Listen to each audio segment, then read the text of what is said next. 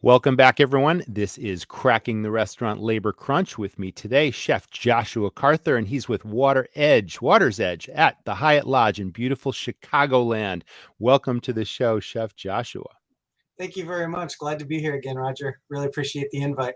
Now, you were on our podcast a couple weeks back, and we got into the depths of running a multiple location operation, food and beverage, and the challenges of labor a little bit there. But specifically, you have expertise as a chef. You seem like you've been really great in motivating your people, keeping your good people happy, finding new people, all that sort of thing. But it really begins with, restaurants struggling, having enough staff to cook the food and having to shut down certain days and hours and cut back simply because we don't have the people to serve the customer and to obviously, not only meet their expectations, but give them really great experiences. So what I would like to hear is any advice or opportunities that you see to sort of simplify a menu, because now we can't have extensive long menus because of the prep time, because of the people it requires, the time it requires to prep. Like, what advice can you give restaurants in order to simplify their menus and to, handle that situation?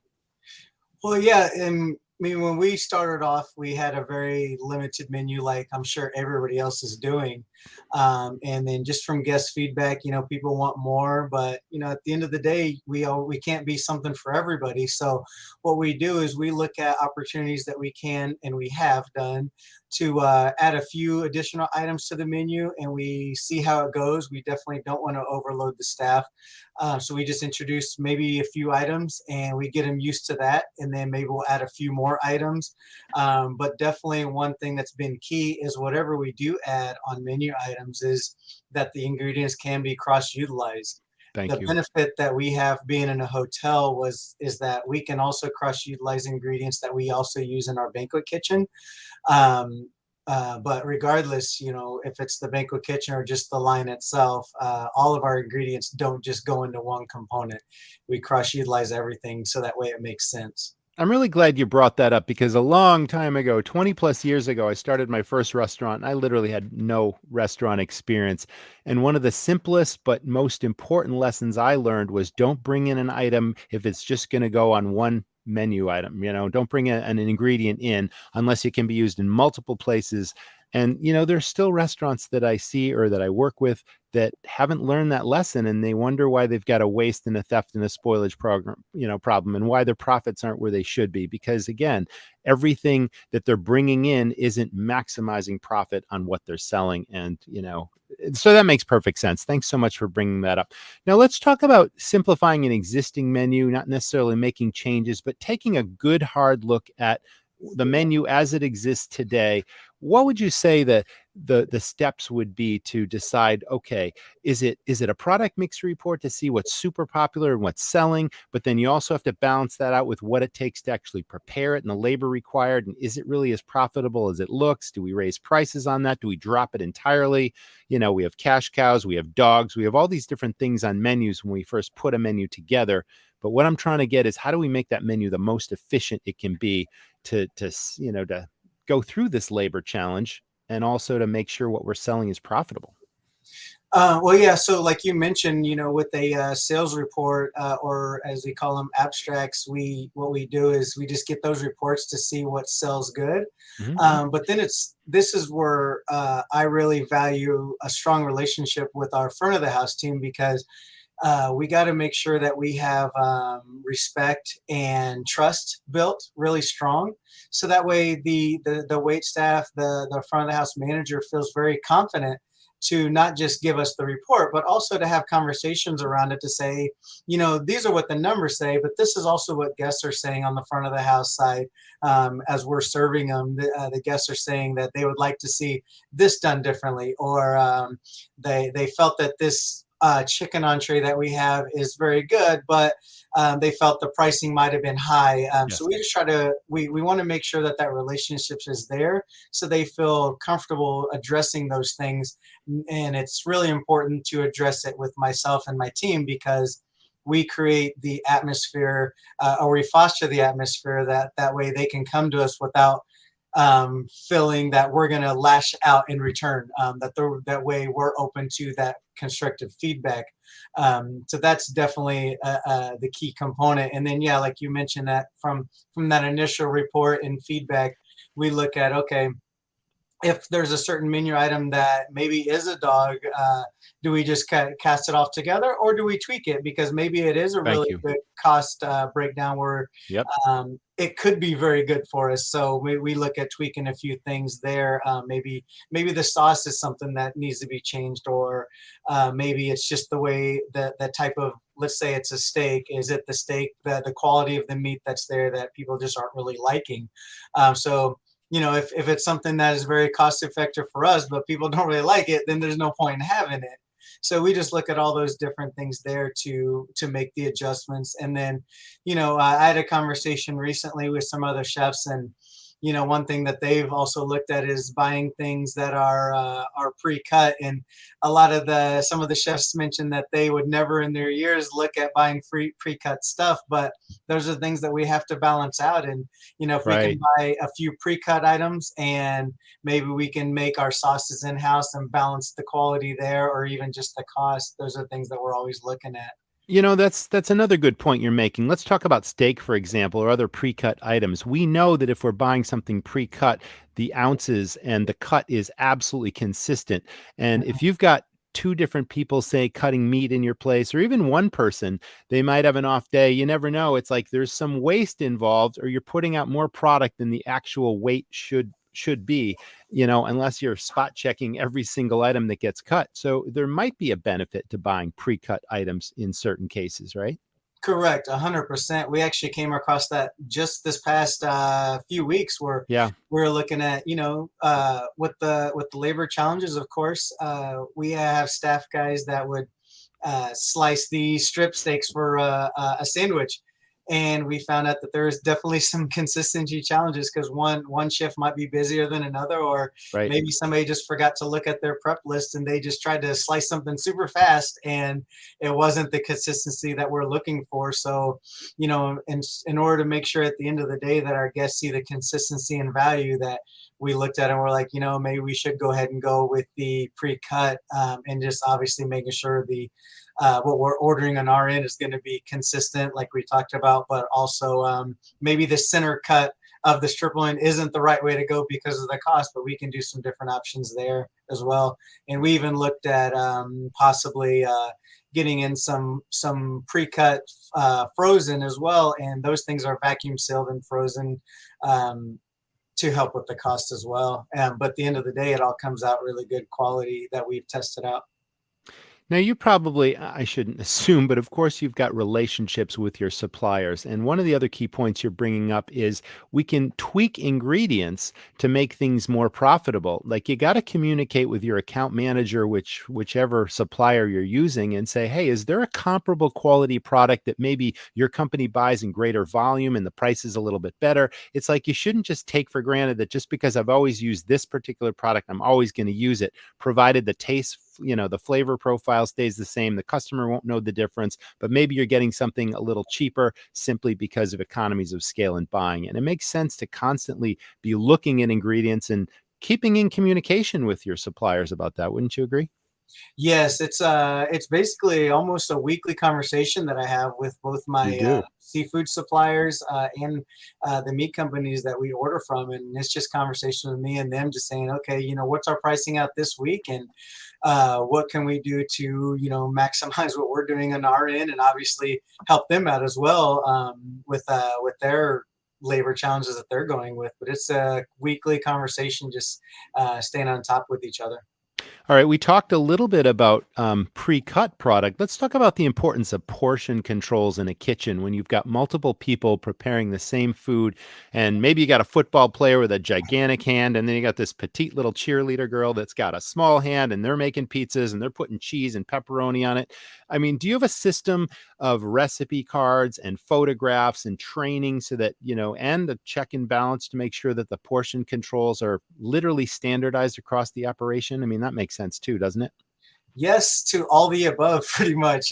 So yeah, first and foremost, we have recipe cards that break everything down, and then also what it does is it gives our line staff the ability to know how much each dish costs. and if they were to go heavy, how that affects all of our profit. But then in addition to that, what we do is we created a recipe, or not recipe, plating guides. Oh, So what good. I Yep. do with the chef team is we'll take photos, some really nice photos. We'll take close-ups of everything. We'll blow them up, and right above our cook line, we have cork boards that have the blown up pictures of every dish. And then underneath that, we have just a quick detailed thing items that's on the actual plate with the portion of it. So let's say in terms of being a short order cook, we're looking at trying to get things out as fast as possible. You don't have time to flip through a recipe book to make sure you're having the right Right. portion, but it's Right. super fast for you to just glance up at these boards that we have at the top of the line and see the blown up pictures, the big wording for what actually goes on each plate and how much portion is on there. So that helps out tremendously to make sure the consistency is there. And for anybody that's not well trained on the line, anybody can jump online and offer support, and just take a glance at those photos. That's been That a makes huge perfect assistance for us. sense. That's a great tip of advice for, the smaller independent operator. Like you're running a large operation with multiple outlets like we talked about, and it is absolutely essential with that kind of volume that you're doing. But it's so essential in a small operation too to make sure that these simple systems are in place that make your operation more efficient and, more productive and all that sort of thing. And it takes a little bit of homework up front, but it pays dividends once those systems are in place. So thanks for mentioning that. Let's talk about your experiences with the labor shortage. When did it begin? Have you seen, some bright spots on the horizon? You've recruited some people. You've asked your good people to find you people. Like, what have you done? What have you seen that's been working for you? And you're a leader by example anyway. So I was really impressed with that in our podcast episode, what your approach was to building teamwork and respect in your kitchens. Well, labor for us had been a challenge. We're in the suburbs of Chicago, and your biggest labor pool is always going to go down to the city. So we had always had somewhat of a challenge. Definitely not to where it is now. So, like, let's say pre-COVID. One thing we had adopted was people coming in from other countries on J1 training visas. They would come in and they would learn the training for a full year, the ins and outs of the kitchen, and teach them purchasing. And it was a really good program that we had done prior to COVID that helped out with the labor. So when we actually get to that point again, where you know life can go on with everybody without the fear of all the virus stuff, I would highly recommend that for any operation to look into J1 visa programs. It was tremendous because you would get people that actually care about what they're doing. And then now, now that we're coming in after COVID and trying to survive, it's just, it's definitely a challenge, but it's anybody that we have come into the operation. We just tell them, we're very upfront for the workload that we're all dealing with. So that way they're not blindsided and they don't get overwhelmed from day one. We just work alongside everybody to make sure that they feel supported and whatever they bring to the table is valued. And even this past weekend we were getting into an opportunity because we use a lot of staffing agencies to help with a lot of our dish room, and we had a lot of our temp agency guys just didn't come in, or they let something came up and they had to leave early, and the remainder of our dish crew, you could see the fatigue in their eyes, and they're like, we lost 4 people on a busy weekend. So I looked around at my culinary team and I'm like, hey guys, I think we should jump in and work with them. I'm going to jump in at this point. And, as you guys are finishing up the evening, anything that you guys can do is going to be appreciated. And every one of my culinarians, as well as a brand new cook that we had join the team, I want to say it's his third day. He looked at one of the other cooks. He goes, "Is Chef for real? We jump in the dish room?" And another cook looked and said, "Just look at Chef, man. He's jumping in there. Whatever he's doing, we just pretty much offer some support too." And it actually goes by really fast. And we all had a good time. We were breaking things down. We offered the dish crew some support, and we actually got done with the workload that we had in, I would say, about an hour and a half, maybe 2 hours tops. And if we didn't do that, it would have taken our dish guys well into 2, 3, 4 in the morning just to try to do that. But we were actually able to get them out at 12:30.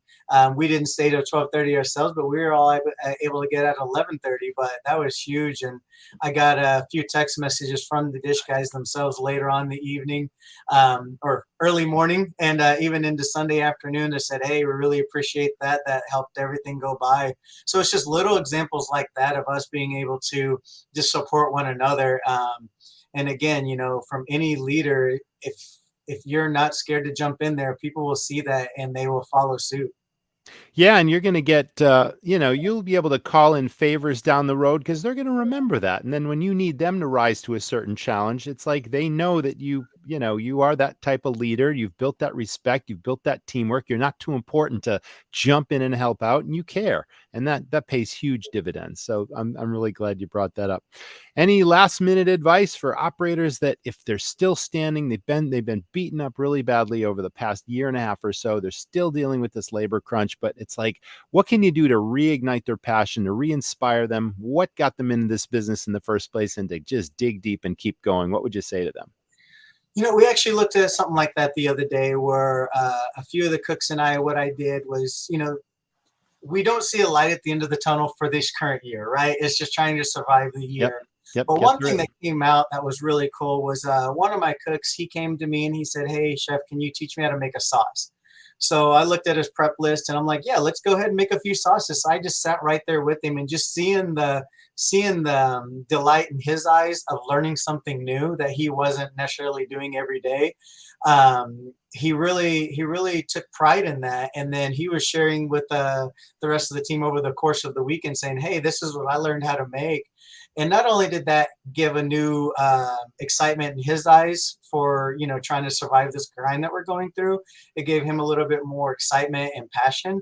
But it also just me as a leader, it kind of his excitement was my excitement because I was able to see what that did with him, and I'm like, man, I was like, it's challenging enough, but when I saw that with him, I'm like, that's why we do what we do. We make good food, we make quality food, but at the end of the day, we also work alongside people that we're teaching, and we're coaching, we're trying to mentor them into having that same passion we do. And to see that excitement really gave me added excitement as a leader to continue that on and look for other opportunities that, yeah, it's long days, it's grueling days, but is there moments that I can show somebody, maybe take a minute, maybe add another half hour to my day, but spend something with them that can really create another drive in their passion, which again, like you Beautiful. mentioned, it might have taken a half hour out of my day, but that's something that I won't have to teach him in the future. And with his own excitement, he's going to turn around and try to teach somebody he's working with, saying, "Chef told me this." Well, that's paying it forward, chef, and that is true leadership. So I certainly appreciate you joining us and offering your expertise, your advice, best practices, and all of that. So thanks for tuning in to Cracking the Restaurant Labor Crunch. Please check out all the other videos because we're here to help you through this thing. We're all in this together. Thanks for tuning in. Thanks, chef. I appreciate your being with us. Thank you very much. You stay well. You too. Thanks.